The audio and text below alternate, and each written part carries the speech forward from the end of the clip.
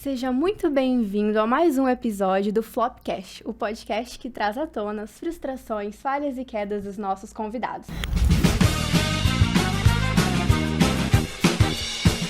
Muito prazer, meu nome é Karina Rebeck e eu sou estudante do 4º semestre do curso de Publicidade e Propaganda aqui na Unigran.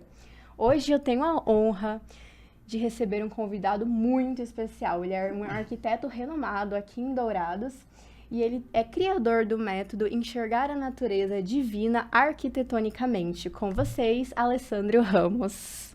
Muito prazer, é um prazer realmente estar aqui. Obrigado pelo convite.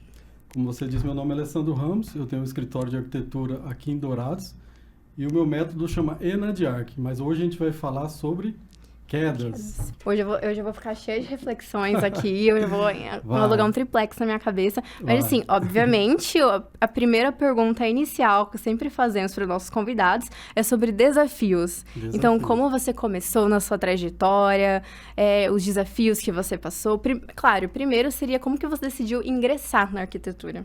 Sim, eu vou começar lá do princípio, de criança. Porque todos nós temos uma identidade.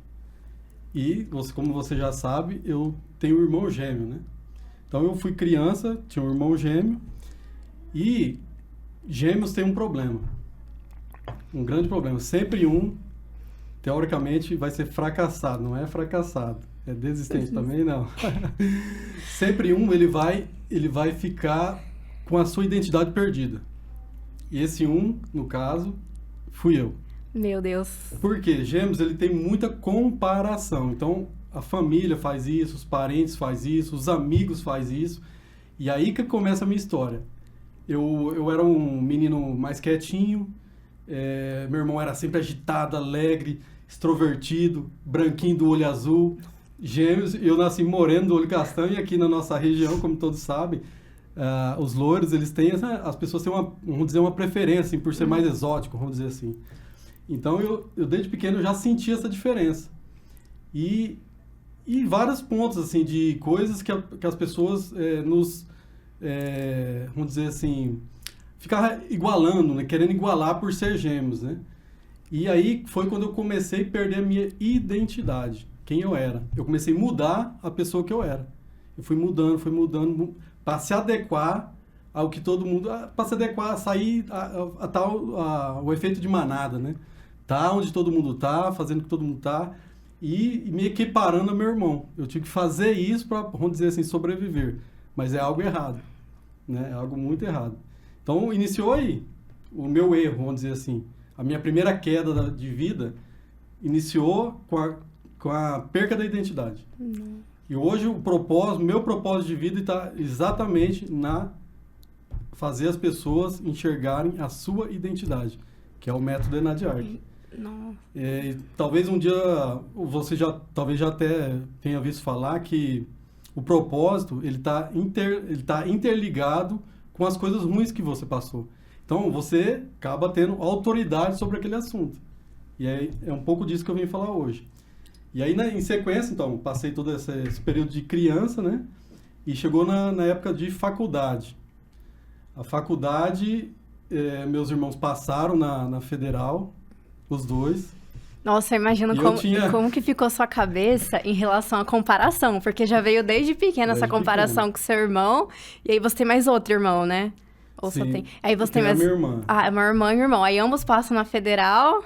E aí, eu imagino como ficou sua cabeça em relação à insegurança, comparação, identidade, né? Uma certa crise de identidade também. Não sei se você conhece temperamentos. Sim, já estudei um pouco. O meu temperamento era fleumático. O fleumático, ele é mais calmo, tranquilo. O do meu irmão, eu imagino que seja sanguíneo, agitado, alegre, extrovertido.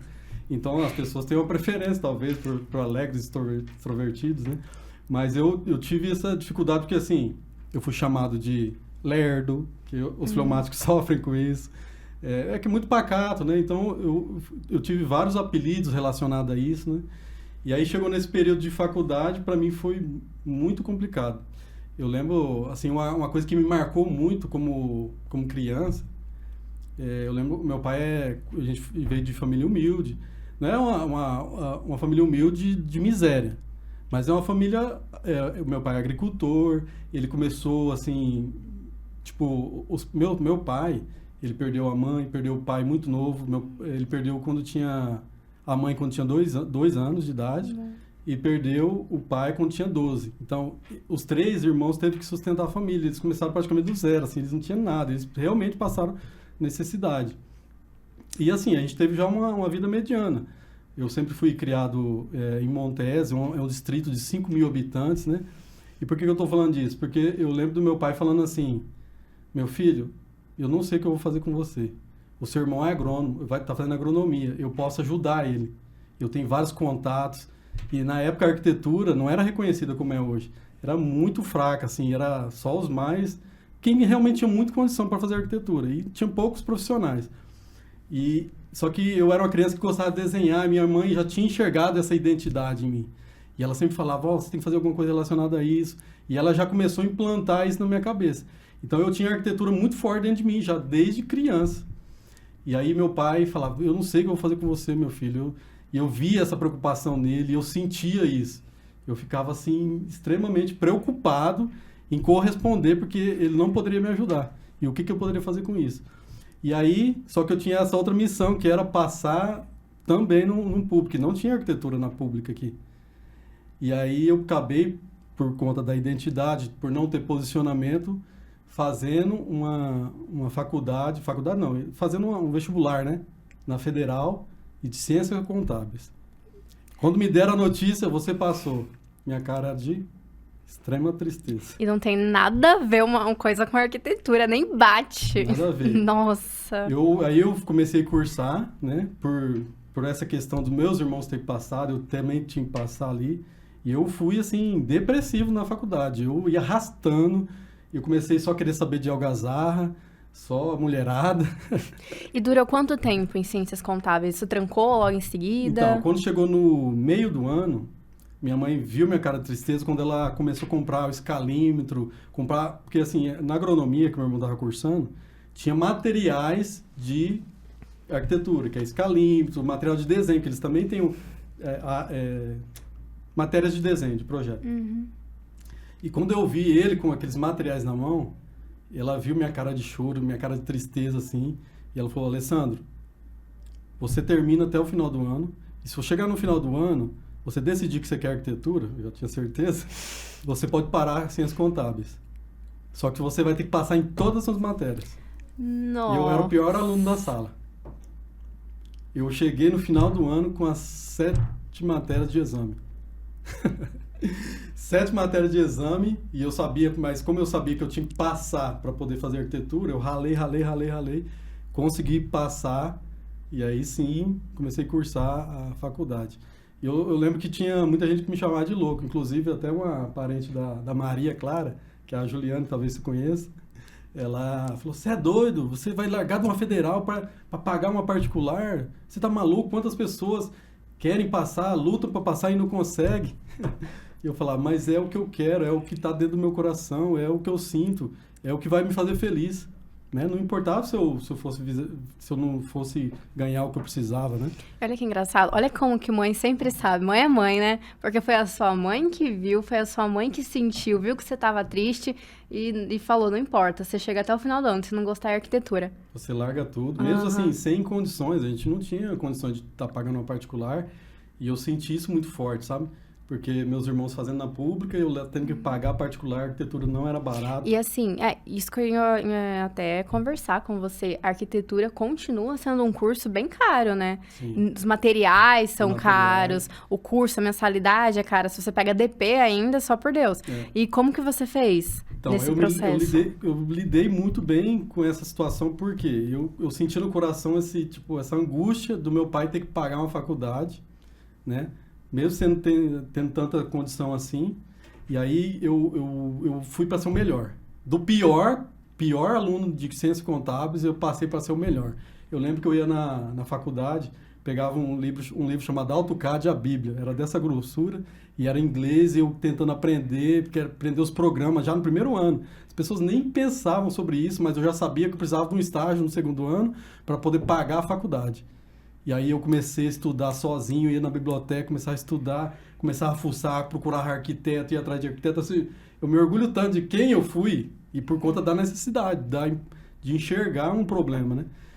E eu buscar sozinho isso, e aí quando chegou no segundo ano eu já consegui um estágio, já conseguia pagar metade da faculdade, e aí chegou um momento que as coisas estavam apertando mais ainda, cheguei na reitora, fiquei por várias horas sentado aqui no banco da Unigran, 4, 5 horas esperando ela, falei, eu vou esperar, eu acho que ela viu minha resistência e me atendeu. Aí eu cheguei e falei, ó, reitora, é a mesma reitora ainda? Como que é o nome dela? Ai, a reitora de arquitetura. Provavelmente deve ser. A mulher do Murilo? Como que é? Não, mudou. Não é Hoje é outra. Então era a mulher do Murilo, não lembro mais o nome dela, Rosa. Nossa, a mulher do Murilo, do dono da Unigran? É. Caraca! Eu cheguei pra falar com ela, fiquei o tempo todo esperando, por várias horas. E eu falei, ó, o negócio é o seguinte, meu pai não tem condições de pagar, eu vou trancar a faculdade, ou você me dá metade dessa bolsa, porque eu tenho condições de pagar metade com o meu trabalho de estágio. Se você me dá metade, eu vou continuar, senão eu vou ter que parar agora. E fiz, lógico que não com toda essa... A vontade que dá de falar desse jeito, mas você foi mais simpático. Eu fui mais simpático, mais humilde, né? Falou, ó, eu preciso, por favor. Eu demonstrei e ela viu verdade em mim, né? E aí, mas no final eu fui categórico em dizer, eu vou ter que parar, eu não posso mais continuar. Não porque meu pai talvez não tivesse condições, mas eu não aguentava a situação do meu pai pagando e os meus irmãos e toda essa situação, né? E aí eu fiz isso, deu certo, ela me deu não 50, mas 40, já foi muito bom. E a partir disso eu comecei a ser o melhor aluno, eu lutava para ser o melhor aluno da sala. E chegando na conclusão de curso, que era a monografia, eu lembro assim que eu trabalhei todos os dias na monografia. Não teve um dia que eu não trabalhei porque eu queria ser a nota máxima. E eu fui nota máxima na monografia, junto com mais 2 que também fizeram a mesma pontuação, que foi 9,5. E eu queria sair com esse troféu de nota máxima na monografia. E tem até um caso bem específico assim de luta, que é até algo assim ruim de falar, mas foi algo que aconteceu, que na época eu precisava de dinheiro, né? Então eu lutava, não era só estágio, eu corria atrás de serviço, né? Aí depois eu fiquei sabendo que não poderia, porque tem que assinar e tudo mais.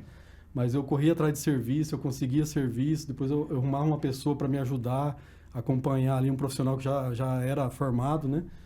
E eu fui fazendo isso e teve até polêmica com os alunos. Um dia, um professor meu estava na sala e um aluno invejoso falou assim, professor, vamos visitar... Tem aquelas visitas técnicas de serviço, né? Vamos visitar uma obra ali do Alessandro, aqui perto da Unigran, dava 4 quadras, era 5 kitnets, né? E ele, por inveja, acabou falando isso, o professor ficou muito bravo, e até ele entender que eu pegava o serviço realmente, mas eu tinha uma outra pessoa que me acompanhava, um outro profissional, né? Que assinava, que me acompanhava ali no processo, e aí ficou tudo bem, mas deu um vucu-vucu na sala. Meu Deus. E quando eu saí depois da profissão, como eu já, por lutar e fazer tudo isso, correr atrás, tudo isso era em prol daquela preocupação que meu pai falava. Eu não tenho como te ajudar, eu não tenho pessoas que eu posso te indicar. Então isso colocou na minha cabeça que eu precisava correr atrás de serviço antes de eu estar formado. E olha como é importante enfatizar, é networking. Os contatos que você faz na faculdade são essenciais, extremamente importantes para se tornar ser o profissional que você é hoje. Sim. Porque, assim, eu vejo isso muito até nos meus colegas de sala, porque muitos têm certa vergonha, uma certa culpa dos pais ou responsáveis de estarem pagando a faculdade, então eles se esforçam demais para ser o melhor, ou conseguem um estágio para conseguir pagar o curso, porque eles meio que se sentem culpados dos pais estarem pagando. Sim. Consequentemente, eles conseguem bons empregos, estágios e fazem um networking extremamente grande. Inclusive, até hoje, você tem contato? Tem um networking que depois da faculdade, que até hoje você tem contato? Ou trabalhou junto? Com pessoas que eu lidei antes, sim, ainda tem esse contato. E, assim, foi muito bacana por conta dessa necessidade, dessa preocupação, me fez lutar muito. Então, isso é uma coisa, assim, que todos os profissionais têm em mente. Se tiver tudo muito fácil para ele, provavelmente ele vai ser muito cômodo a vida dele e ele não vai lutar. Eu vejo, assim, pessoas que estavam na minha sala, que tinham essa comodidade, né? Os pais eram ricos, tinham muita facilidade, né? E não conseguiram ingressar no mercado de trabalho. E isso é realmente muito importante, a pessoa ter essa preocupação que o mercado de trabalho não é fácil. Independente se você tem dinheiro ou não tem, ele é muito difícil e muito concorrido. Então é necessário um esforço tremendo e principalmente gostar do que faz. É o que eu gostaria muito de falar aqui, a identidade. Se você estiver fora da sua identidade, você vai ter depressão, você vai se arrastar num trabalho, vai ser muito difícil para você. Então isso é o mais importante. E aí, pode falar. Não, se quiser concluir, fique em Não, paz. tá concluído. Em relação à arquitetura em si. Porque assim, eu admito, por mais que eu faça publicidade, eu tenho uns leves flirts com a arquitetura, porque eu acho muito interessante essa área da Tá ali meio criatividade. junto, né? É que tá junto. A gente já fez trabalho com design de interiores, né? Que é um primo ali de vocês, um parente ali do lado. Então, eu acho sensacional essa área de criatividade, identidade, como cada casa tem sua própria identidade, decoração, tem ali um pouco da própria personalidade da dona quando vai te contratar, sabe? Então, eu acho isso muito interessante. E, pegando todo esse contexto de arquitetura, eu queria falar um pouquinho sobre o seu método, que é o enxergar a natureza divina arquitetonicamente, que é a abreviação INADIARC. E queria falar um pouquinho sobre isso. Como que funcionou essa ideia, a iniciação desse projeto? Ele surgiu, na verdade, bem no final do curso. Foi até interessante você tocar nesse ponto, porque eu vou ter que ir para o outro lado para depois vir de novo para cá. É tipo um mosaico, a gente vai aqui completando aqui. Hoje eu tô com meu escritório ali na Presidente Vargas. E eu fiz os terrenos ali na Presidente Vargas custam milhões. E eu falei, eu vou ter meu escritório na Presidente Vargas. E era o porquê disso. Algumas pessoas acham que é por causa dos condomínios que estão ali por perto, mas não tem nada a ver. Um dia eu parei na Presidente Vargas, num semáforo, e eu senti no coração algo que eu não entendia na época. Hoje eu entendo. Algo que queimava no meu peito e um pensamento que não era meu que falava assim: Alessandro, você precisa enxergar a minha natureza para criar a sua arquitetura. Quem falou isso foi o próprio Criador, né? Eu entendo hoje que isso é o Espírito Santo. Para quem participa de religião, de qualquer religião, sabe que o Espírito Santo fala com a gente, né? Através de pensamento. E normalmente a gente sente um queimor muito grande dentro do peito que quer expulsar. Então esse foi o sentimento que eu tive e esse foi o pensamento. E eu falava: Deus, como que eu vou fazer a minha criação baseada na sua arquitetura, na sua natureza? E isso ficou martelando na minha cabeça. E era um sentimento assim, de tanta felicidade, de tanta alegria, de tanta inspiração, mas ao mesmo tempo eu não sabia como, né? E aí isso ficou martelando na minha cabeça durante muito tempo. Só que eu acabei me deixando levar por efeito de manada e fui fazendo o que todo mundo está fazendo, o que o mercado estava me pedindo. Mas antes de eu falar um pouco mais e aprofundar sobre isso, eu queria comentar um outro assunto da minha vida, que é com relação à queda. Eu tive, depois que eu me formei, uma primeira queda. Uma queda muito grande. Mas grande, assim, de entrar em depressão. Eu abri uma construtora com um amigo, e a gente era muito imaturo, muito, assim, a gente não entendia do mercado e foi se lançando como um sonho. A gente fez várias coisas, assim, querendo revolucionar o mercado. Então, isso é uma coisa... A gente tem que ter sonho, mas a gente também tem que ter um pouco de pé no chão e saber fazer conta. E a gente foi só em cima do sonho. A gente comprou máquina de reboco, querendo revolucionar. Fizemos coisas inovadoras, sabe? Para o mercado. E acabou que a gente chegou num ponto de falência. Porque a gente era para entregar casas prontas, a gente tinha pegado 5, 6 casas para fazer, para entregar pronta. Chegou ali no reboco da casa, não tinha mais dinheiro. E tinha que acabar 5 casas. E era uma situação, assim, de tão impossível, assim, é até difícil de explicar o quanto impossível é. Sabe o que eu tinha? Eu tinha gastado todo o meu dinheiro, que era R$40 mil. Eu tinha... O único patrimônio que eu tinha era um terreno que a gente tinha comprado junto, eu e ele. Nós compramos 2 terrenos, na verdade, estava ali investido. Um Verona velho, que não valia nem R$5 mil, e uma XTZ velha. E eu estava casado, com uma família. Então, isso me pesou demais. Assim, eu tinha acabado de casar com uma família, eu tinha que meio que sustentar, porque é o papel do homem, assim, né? A minha esposa trabalhava também, só que eu sentia esse peso de ser a pessoa que tinha que dar conta do recado, né? E isso me frustrou demais, assim. E meu sócio começou a me influenciar para fugir, né? Ele falou uma vez, falou 2, eu falei: não, eu vou honrar. Deus vai me ajudar, eu vou honrar, e não sabia como, era impossível. Era muito dinheiro e não existia dinheiro para acabar. E aí eu lembro que eu olhava pro prato de comida assim, eu tinha vontade de vomitar, não conseguia comer. Minha esposa ia trabalhar, eu tava olhando para uma parede, ela voltava 3, 4 horas depois, eu tava olhando pela mesma parede. Era uma situação assim, eu comecei a entender que eu estava entrando realmente num estado de depressão profunda. E aí chegou no momento que eu falei assim, não tem mais, se eu dar mais um passo em falso, e eu não vou desistir, porque não existe fracasso, eu não vou desistir, a gente desiste, não existe fracasso, a gente desiste. Eu resolvi não desistir, mas eu falei assim, a partir de agora, tudo que eu for fazer, Deus, você precisa me responder. Eu não dou mais nenhum passo sem que você me responda. E aí como que era isso? Eu acredito que Deus fala através de várias coisas, de várias formas e do jeito que Ele quer, né? E quando a gente tem fé e acredita nele, Ele realiza milagres. E foi a partir desse princípio que eu comecei a perguntar para Deus o que eu deveria fazer em cada situação. E lembro que eu falei que a gente tinha um terreno junto. Esse terreno estava em contrato de gaveta com ele.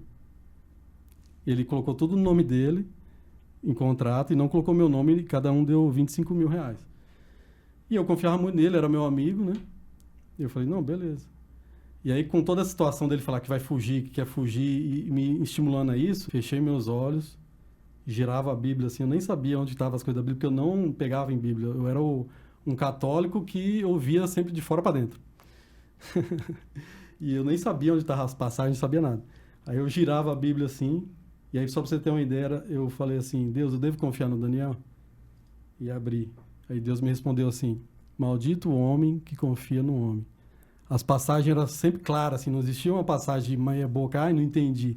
Deus me respondia na lata, assim, ó, maldito o homem que confia no homem, a sua confiança tem que estar em mim. Essa é a sequência da passagem. E assim, as coisas foram dando certo, Deus vinha me respondendo, e eu ficava maravilhado com aquilo. Comecei, assim, me sentir honrado por Deus, porque Ele me respondia. E isso me enchia de alegria, aquela depressão acabou, só que Ele me alimentava um dia após o outro. Eu tinha o dinheiro de hoje para pagar as contas de hoje, e amanhã já não tinha, aí amanhã era o dinheiro de amanhã. E assim foi indo, na confiança. Até que um dia eu tive que ir na casa de uma senhora. Os clientes nenhum estavam sabendo. O meu sócio realmente foi embora, né? Só que assim, ele não que ele fugiu, mas ele não falou comigo e foi embora, né? Falou que ia me ajudar e tal, e depois, no final, ele até que me ajudou um pouco, depois desistiu. Mas eu lembro que eu tinha que ir na casa de uma senhora, que era a única cliente minha, as outras clientes eram tudo dela. E essa senhora apareceu de uma forma muito estranha no meu escritório. Ela apareceu do nada, assim, o meu escritório era uma galeria, não tinha nome nenhum na fachada, não tinha nada. E essa senhora chegou e sentou na minha frente, assim, e fechou um negócio comigo, assim, do nada. Você entrou na minha sala, falou o que queria, e eu fechei negócio com ela. Foi a única cliente minha, o resto era tudo dele. Era amigos dele, era parente dele, e eu tive que tomar conta de tudo. E eu tinha que ir na casa dessa senhora, e eu lembro que um dia antes, minha mãe tinha olhado pra minha cara, lembra da minha mãe? Que ela falava, a mãe parece que olha e sabe, né? A mãe, eu falo que mãe, depois que ela se vira mãe, depois que ela pare, ela tem um sensor na cabeça dela, ela desenvolve um sensor, um radar, assim, que ela sabe. Um dia ela olhou pra minha cara assim e viu que tinha alguma coisa errada, que eu tava passando por alguma situação errada. E aí ela baixou lá da minha casa, ela é meu pai. E aí eu tive que contar tudo pro meu pai. E isso me matou. Minha mãe não era o problema. Meu pai era o problema. Porque meu pai, eu tava passando pelos locais, assim, dentro da minha casa, e eu ouvi ele falando com um amigo. Meu filho tá com construtor, ele tá se dando bem, ele tá bombando. E eu só ouvi ele falando assim, eu falido, e eu tinha que fazer cara. E eu tinha pegado 40 mil reais emprestado dele. E eu ter que falar que eu tava na merda, e por um filho, falar pro pai, assim, porque o pai ele tem o orgulho do filho, né? Tem toda aquela questão sentimental com o pai, né? E eu ter que falar pro meu pai que eu tava no fracasso, que eu tava na fossa, assim, e ainda que eu devia pra ele, que eu tinha que pagar a ele. E era uma situação realmente impossível. Então, eu me senti muito mal. E eu voltei àquele estado de depressão no outro dia de manhã. E de vez eu fazer o que eu fazia, que era pegar uma palavra da Bíblia, que era o que estava dando certo, e Deus falando comigo, ou uma palavra de motivação, alguma coisa que me animasse, eu não fiz isso. Eu fui para casa dessa senhora que eu falei que eu fechei negócio, E chegando lá na casa dessa senhora, eu lembro que eu tinha que brincar, eu tinha que fazer... Eu não sei contar piada, eu sou péssimo nisso, mas eu tinha que brincar de alguma forma. E comecei a brincar com ela. Pra ela não perceber minha cara, porque se minha mãe tinha percebido, outras pessoas poderiam perceber minha tristeza e querer vincular, né? E eu lembro que eu tava brincando com ela e nós dando risada, e eu fui para pegar a chave da casa, porque ela já tava com a chave da casa e eu precisava levar um vaso sanitário lá. Aí, de repente, essa senhora de 60 e poucos anos, que fechou o negócio comigo de uma forma muito estranha, pegou no meu braço assim e falou: meu filho, eu tenho que te falar uma coisa. Eu falei: o quê? Ela falou assim: desde que você começou o meu serviço, Deus vem colocando no meu coração para orar por você, te colocar no altar do Senhor. Só que hoje Ele está te pedindo para mim te falar que você vai ser um grande arquiteto, que Ele vai te colocar no mais alto cipreste. Cipreste é uma árvore muito grande lá do Líbano, depois eu fui estudar para saber o que era. E começou a falar tudo que está acontecendo comigo. Falou assim: a pessoa que fez isso com você vai voltar de cabeça baixa para essa cidade, que no caso seria o meu sócio. Só que um dia você vai pedir perdão para ele e ainda vai ajudar essa pessoa. E começou a falar tudo o que estava acontecendo no presente e o que iria acontecer no futuro. Aí eu comecei a chorar na frente dela. Naquela época era Orkut. Não tinha como essa senhora, nem minha mãe sabia, os amigos não sabiam. Não tinha como essa senhora saber. E ela falar tudo isso, tudo que estava acontecendo, eu comecei a chorar na frente dela. E aí não acabou. Ela me chamou lá na frente, dentro da sala dela, chamou o marido, fez uma roda, falou: vou orar por você. Só que antes de orar, eu vou abrir a Bíblia. E ela fez o que eu deveria fazer. Abriu aleatoriamente a Bíblia e caiu numa passagem assim, de Tomé. Tomé precisou tocar na chaga de Cristo para acreditar que ele tinha ressuscitado. É como se Deus estivesse falando assim para mim: eu preciso colocar alguém de carne e osso, pegar em você e dizer tudo que vai acontecer e o que está acontecendo para você acreditar em mim. Só minha palavra não está sendo suficiente. E aquele dia foi fantástico para mim. Aquele dia eu falei assim: eu nunca mais vou desistir, eu nunca mais vou entrar nessa depressão e eu vou vencer isso. E as coisas foi dando certo, foi dando certo, foi dando certo. E só para concluir a história, tem outras coisas aí no meio, mas não vou levar para não ficar muito longo. Para concluir, Deus é o maior arquiteto que existe na face da Terra. Ele criou toda essa arquitetura, todo esse plano. Primeiro, para me mostrar que eu estava indo para o caminho errado, porque mesmo a gente estando na área que a gente está, a área de atuação da gente é um leque. E é um leque grande. E ele já havia colocado no meu coração para onde que eu tinha que ir. Lá, quando eu parei no semáforo: Alessandro, você precisa enxergar a minha natureza para criar a sua arquitetura. Ele já havia falado para mim onde eu tinha que ir e eu estava me metendo em construção. E eu estava me metendo onde não era para se meter. Então, ele criou tudo isso e eu achei fantástico, porque olha o que ele fez no final da conclusão. Ele colocou alguém para me levantar financeiramente, para fazer assim de uma forma muito rápida. Em questão de 1 ano, eu tinha acabado todas as casas e estava com um carro zero. E ele colocou essa pessoa para levantar. Ele falou assim: eu não vou colocar qualquer um, eu vou colocar a pessoa certa. Ele colocou alguém, interfonou lá no meu escritório, eu atendi e falei: não tá não, mas eu posso te ajudar? Eu nem sei por que eu mandei essa pessoa subir. Porque podia ser cobrança, podia ser qualquer coisa. Provavelmente, né? E essa pessoa subiu, e aí eu falei, ele mostrou um papel, começou esse projeto, só que eu não quero mais fazer isso aqui não, eu quero fazer 5 casas. Ele estava com uma casa e falou: eu quero fazer 5. Eu falei: não, então, ele foi embora para o Amazonas, não está aqui. Ele falou assim: você não faz para mim? Eu falei: faço. E ele: quanto que é? Eu falei: 5 mil na época. Ele tirou 2.500 do bolso, assim, nunca tinha acontecido isso. Tacou aquele dia, acho que eu não tinha dinheiro para comer aquele dia. Ele tacou os 2.500 na mesa assim e falou: pode começar. Esse cara tinha levado um golpe já desse meu sócio. Essa planta que ele estava na mão era uma planta minha, coisa que eu nunca fiz na vida. Era uma planta minha que ele pegou e apresentou pro cara como se fosse a casa do cara, como se ele tivesse feito, coisa que eu nunca fiz na vida. Todos os meus projetos são únicos e exclusivos. E pegou R$800 do cara e fugiu. Isso é uma versão dele, eu não sei a versão do meu sócio, mas foi uma versão passada por ele, né? Então esse cara, mesmo tendo tomado o golpe, ele falou: pode começar, e tacou 2.500 para mim começar esse projeto. Esse cara, lembra que a senhora falou assim: eu acredito que seja isso, Deus vai te colocar no mais alto cipreste. Eu sempre fui um arquiteto que nunca tive sonho de fazer, para mim eu sempre quis fazer casa, coisa simples, eu nunca tive sonho de fazer grandes coisas. Esse cliente me fez fazer um prédio de 5 pavimentos, Eu jamais pensei em fazer isso.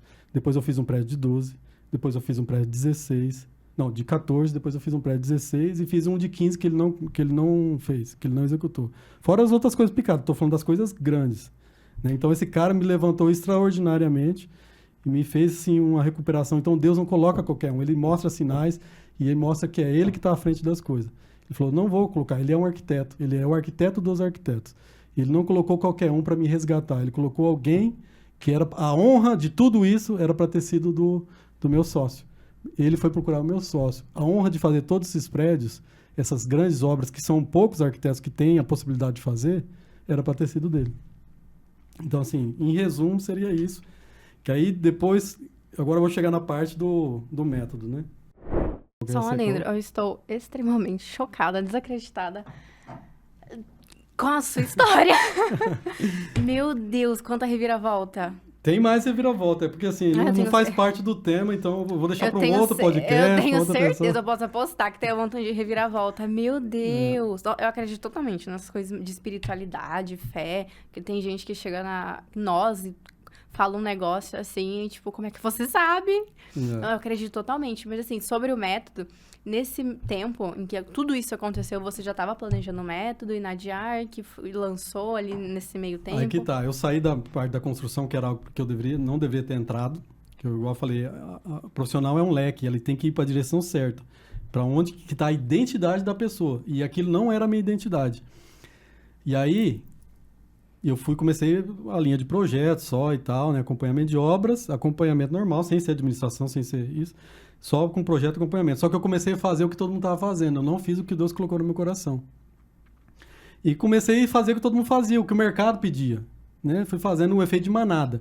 O mercado está pedindo isso, eu vou fazer isso. O mercado está pedindo isso, eu vou fazer isso. E assim foi.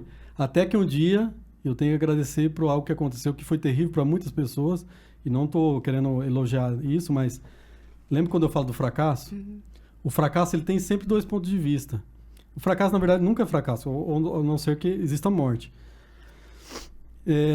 O fracasso, ou você olha para o lado ruim e cai na profundeza da depressão ou da desconstrução, ou você enxerga o que tem de bom ali dentro. Existe um autor que escreveu um livro que ele chama Napoleon Hills, que ele fala assim... Conhece? Conheço. Ele fala assim que dentro do fracasso existe a semente de uma oportunidade ou uma solução muito maior do que o fracasso. Isso foi a base de tudo que eu vivi em toda a minha vida. Eu sempre comecei a olhar pelos pontos, onde eu posso enxergar, onde eu posso aprender, o que eu posso aprender com isso, onde está a semente desse fracasso aqui que eu posso usar como oportunidade. E eu comecei a fazer isso, só que, ao mesmo tempo, não, porque eu entrei nesse efeito de manada de mercado. E aí veio a pandemia, que eu falei que foi ruim para muita gente, mas... Para mim, eu comecei a enxergar qual que é o lado bom disso. Porque tudo parou, nada mais era urgente e não tinha mais projetos entrando. E qual que é o lado bom disso? Qual que é o lado bom disso? Aí veio na minha mente o que Deus falou no meu coração. Aí, nesse momento, eu falei, eu vou fazer, independente do que eu não sei como faz. Eu não sei como faz isso, Deus, mas eu vou colocar o pé. Eu vou acreditar, eu vou ter fé que eu vou colocar o pé e você vai me dar o chão. E foi exatamente isso que eu fiz. Eu lembro que o primeiro cliente, na DIAR, vamos dizer assim, eu falei assim, traz para mim 20 paisagens que você olha assim e acha extraordinário, que aquilo parece que te pertence, aquilo faz parte do seu mundo. Uma paisagem que parece que você foi numa viagem e você queria morar lá. Algo que te traz um sentimento que você não sabe explicar. Foi a primeira coisa que eu pedi. E foi aí que iniciou o processo. E aí, a partir desse processo, lógico, eu fui descobrindo tudo que estava por trás desse pontapé inicial. Então, assim, falando sobre o método, agora em si. Enadiarque, enxergar a natureza divina arquitetonicamente. Olha uma coisa incrível. Era eu, mais 4 pessoas que estavam fazendo o método, que eu convidei para fazer o método. E era uma coisa muito louca, assim, porque assim, eu estava tão inspirado na época por Deus, que eu convenci pessoas a fazer o que na minha cabeça, na época, para eu convencer essas pessoas hoje, parece ser muita loucura. Pô, vamos fazer uma arquitetura através de um método, e eu não sabia nem explicar o que era, e eu convenci essas pessoas a fazerem o método comigo. E aí, as coisas foram surgindo, e assim, eu nunca fiz força. Sempre Deus falava assim, olha para isso. eu parava, olhava e tinha uma coisa ali dentro. Pra você ter uma ideia, era assim, ó, um dia eu estava sentado na minha cama, minha esposa estava olhando, você já ouviu falar sobre, eu acho que você já deve ter ouvido, coloração pessoal? Já. Já? Um dia eu estava sentado, minha esposa estava olhando sobre coloração pessoal, eu falei, mas o que é isso aí? Aí ela me mostrou um pouquinho, começou a me explicar mais ou menos. Aí Deus falou no meu pensamento, aquele mesmo sentimento que eu tive na época do presidente Vargas, Deus falava no meu pensamento que eu estava muito espiritualizado. Eu senti no coração assim, manda sua esposa fazer isso. Aí eu não sabia, o que isso tem a ver com arquitetura? Falei, Janice, você pode fazer esse curso aí. Aí ela fez o primeiro curso, que era para fazer nela mesma, né? Aí ela fez, gostou bastante, me explicou ali meio por cima, mesmo assim não entendi nada. Falei assim, não, mas eu quero que você vá lá em Campo Grande para fazer o curso, você vai ser uma profissional de coloração. Porque Deus me falou que aí dentro tem algo. E aí ela foi, nós dois fomos juntos. Ela fez todo o curso, eu fiquei pro lado de fora. E quando ela veio me falando, já foi conectando tudo na minha cabeça.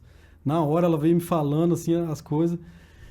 E eu falei, nossa, é isso. Isso vai ser a chave da arquitetura. E o que é a coloração pessoal? Você tem uma coloração que Deus te deu. Não sei se você já chegou a fazer a coloração pessoal. Eu nunca cheguei a fazer com um profissional, Aham. mas eu já dei uma pesquisada por trás, como que funciona. Realmente, tem cores que ficam melhor na gente, comparado com outras cores, mas eu sei por cima. Isso. Então, você, por exemplo, olhando assim, você me parece ser uma pessoa de outono. As suas colorações, cabelo castanho, olho castanho, a pele, né, ela parece ser uma pele opaca. Então, eu já consigo fazer, minha esposa já fez várias vezes, eu participei com elas e tal, e eu consigo fazer a leitura.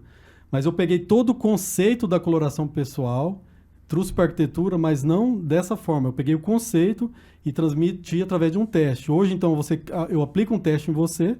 Esse teste está relacionado com o sentimento das suas escolhas através de paisagens que eu te mostro. Você ali tem paisagem com características, você vai me apontar.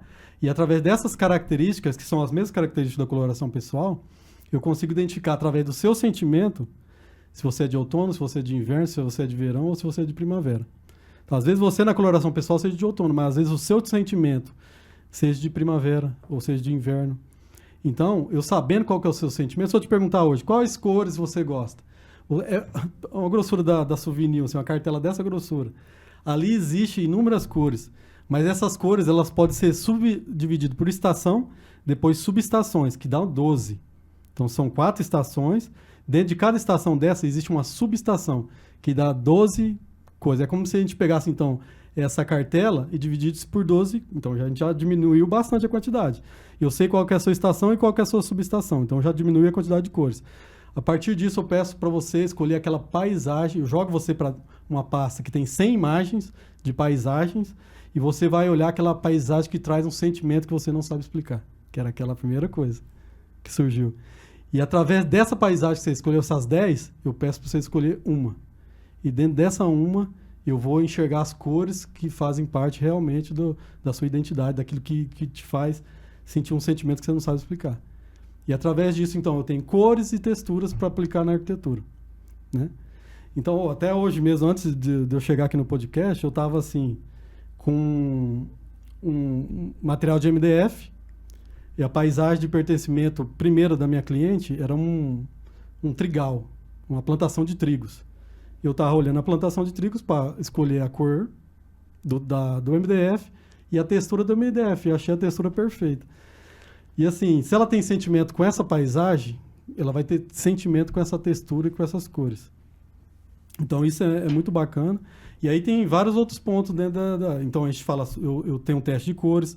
Depois do cores, Deus me apresentou para me fazer um teste de formas. Aí foi uma criação minha, não teve nenhum um local que eu busquei. Eu peguei todas as referências que eu tinha da arquitetura e eu comecei a identificar que algumas pessoas eram organizadas com padrão, outras eram organizadas, só que existia um sem padrão, é como se fosse... Ela é organizada, mas ela não é tanto.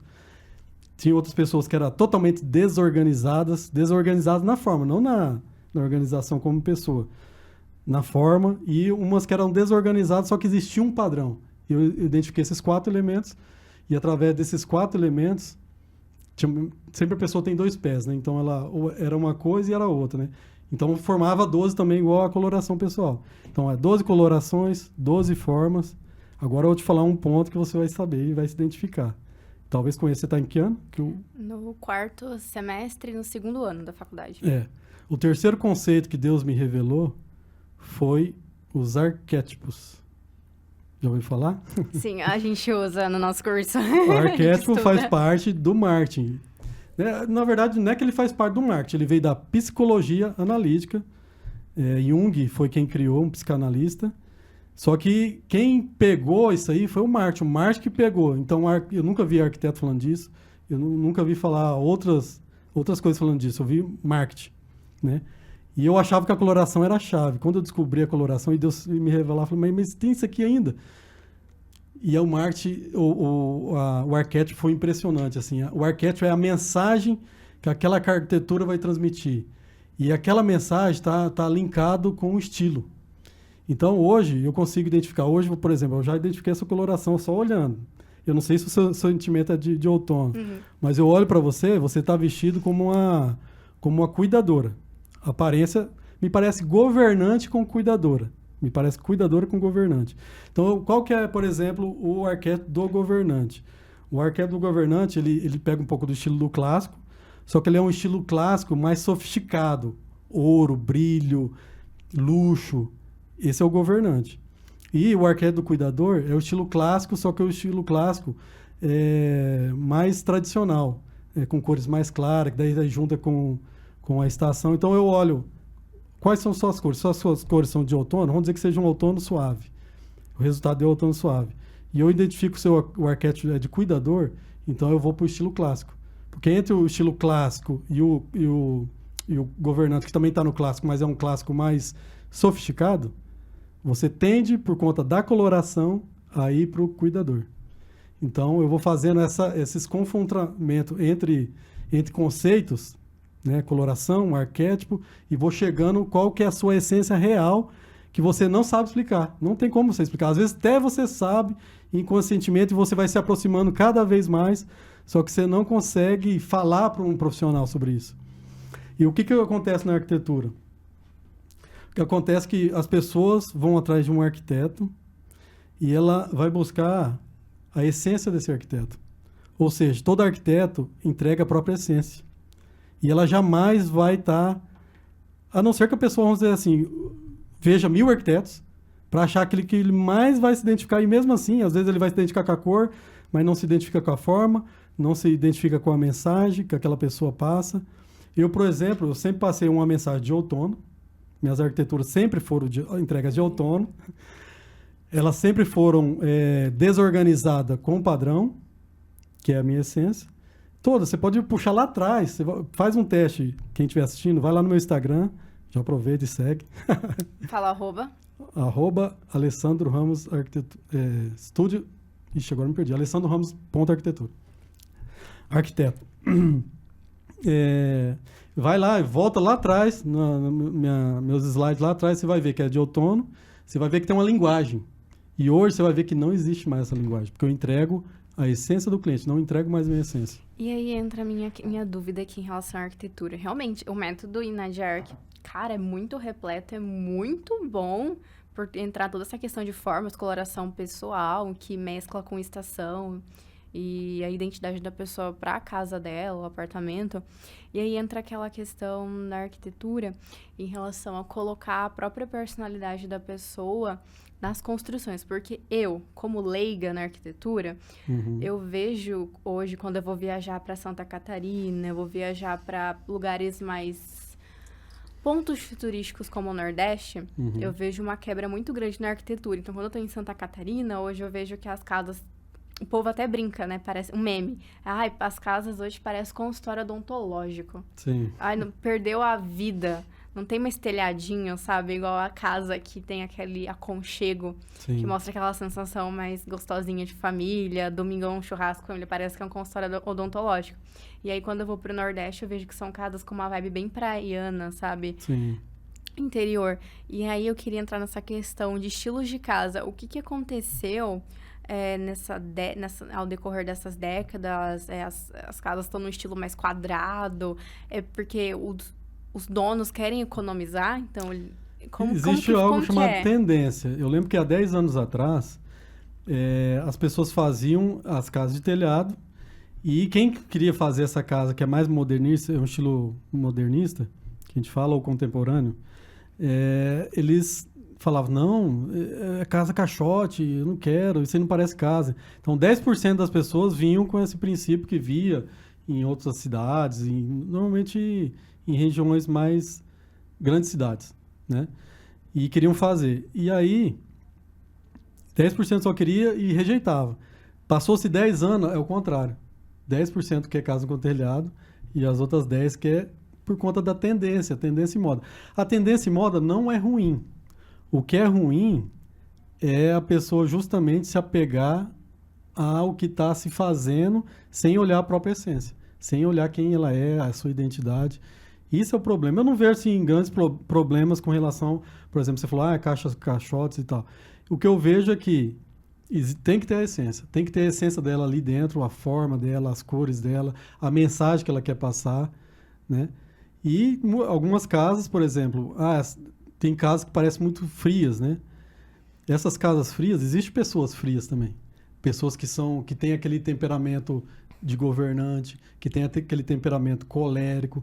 E se ela quer que a arquitetura represente quem ela é, tudo bem, né? Vai estar representando a essência dela. Mas você imagina que massa, você pega, você conhece muito sua amiga.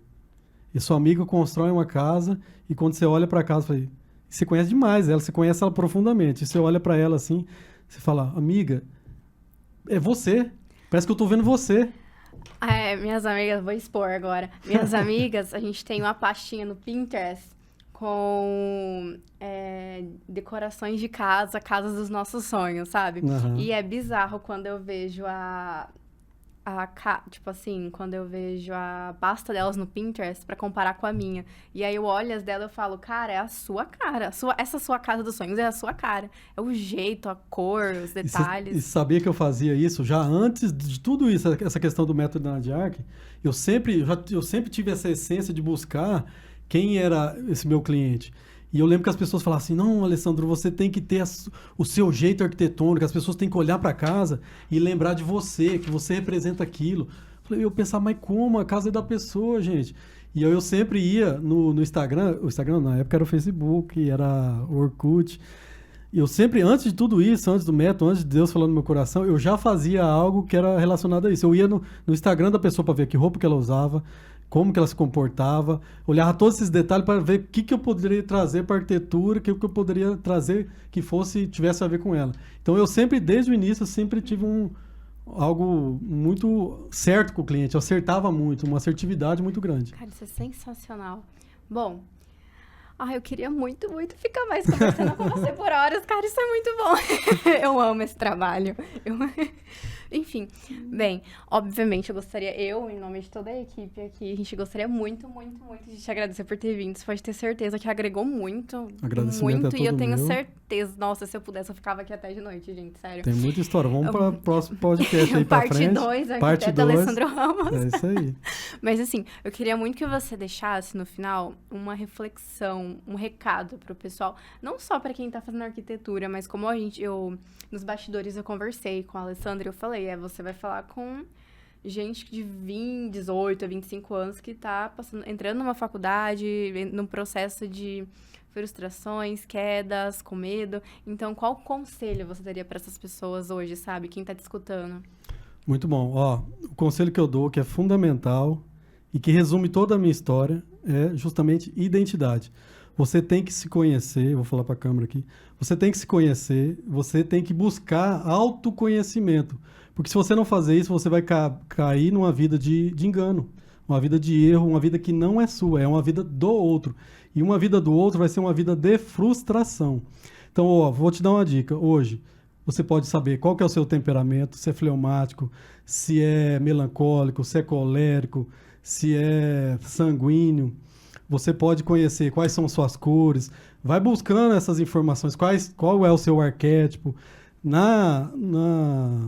Vou falar no coach. Muitas pessoas veem o coach como algo... Criou uma situação, o coach é coisa ruim, não é enganação. Eu acabei, por conta do Enadiark, eu acabei me fazendo uma formação de coach. Por quê? Para me aprofundar em quem eu sou. Eu não me formei... Lógico que a gente tem que acabar sendo coach como arquiteto. E as pessoas não entenderam isso ainda. Os arquitetos não entenderam isso. Ela precisa entender quem quer ser o outro. E eu comecei a aprofundar cada vez mais em quem eu sou, para fazer e me direcionar para o lugar certo. E quando você cumpre a sua essência, você está em flow. Você já ouviu falar em flow? O flow é aquela felicidade extrema da sua essência. Assim, você faz algo... Hoje eu costumo falar assim, eu não sou um trabalhador de jeito nenhum. Eu sou um trabalhazer. Eu faço as coisas brincando. Eu volto a ser criança, porque é minha identidade. Eu faço arquitetura como criança. E aquilo, para mim, passa as horas assim, no estalo, e aquilo, para mim, não é um trabalho. Eu não vejo a hora de trabalhar mais, de fazer o que tem que fazer, de enxergar o que eu tenho que enxergar. Então, olha o quanto é importante você se conhecer. Imagina você ser um trabalhazer. Tá na hora de você ser um trabalhazer na sua vida. É isso aí. Sensacional, sensacional. Bom, muito, muito obrigada para você que está aí assistindo ou ouvindo o nosso episódio. Com vocês, esse foi o Alessandro Ramos, arquiteto aqui em Dourados. Você quer divulgar, falar do seu Instagram? Esse é o momento de merchan, né, com vocês. Então, meu Instagram ali é @alessandroramos, arquiteto.